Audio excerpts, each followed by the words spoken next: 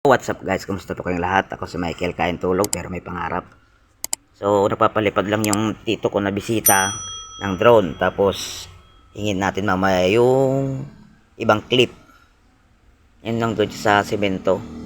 Doon sa malawak. Kasi dito, masikip. Baka sumabit. So, kagabi siya dumating. Mamaya uwi na din. Hindi ko alam kung magbabalag pa ako. Basta hingin natin yung files. Alright.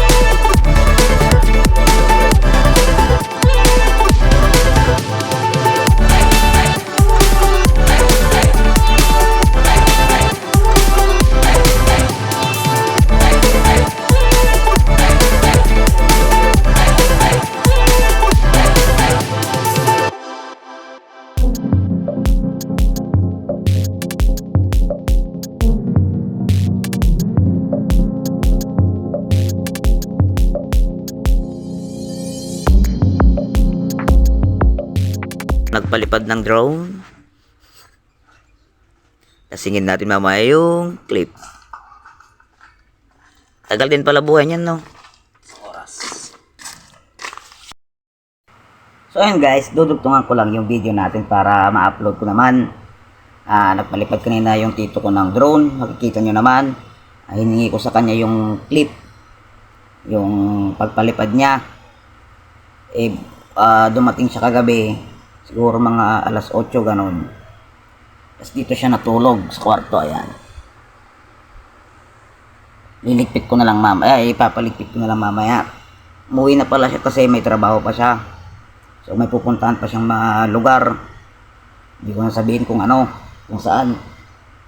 Dito siya natulog kagabi.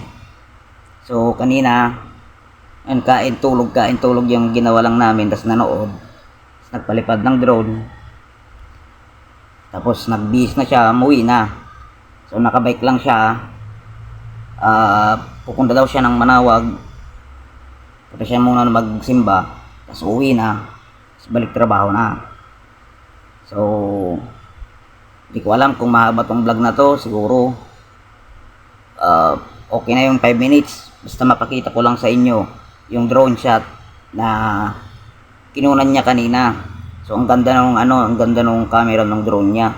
Tsaka mataas. So nakita yung buong itong compound namin hanggang dun sa bukid. Ganda. So dudugtong ko dito yung video.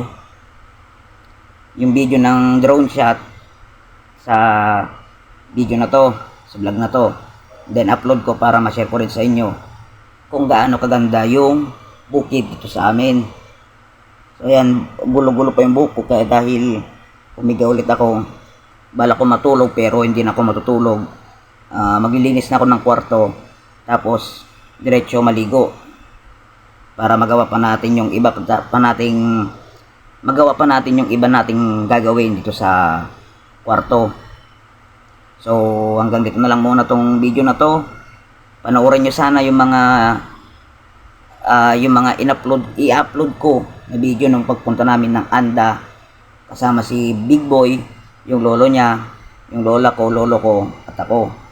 So hindi din ako nakapag-video doon ng masyado kasi dumating kami ng Sabado, Biyernes dumating kami dumating kami doon ng Huwebes.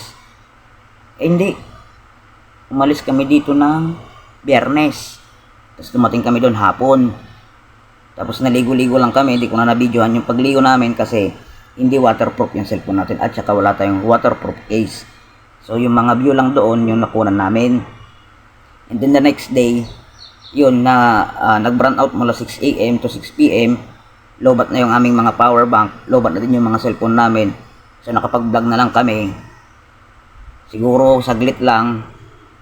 Talagang pinilit ko na lang na i-open yung cellphone ko kahit 20%. Nag-video na lang ako doon. Tapos ayun, gabi kumain na kami. Hanggang sa pag-uwi. Sa pag-uwi, hindi ko na din na-videohan kasi pagod na. Tapos puyat pa. Kaya natulog na lang ako sa biyahe. Pagdating namin dito, nagpadasal doon sa likod yung tito kong namatay. Iba pa yung nandito. So nagkaroon doon ng video okay.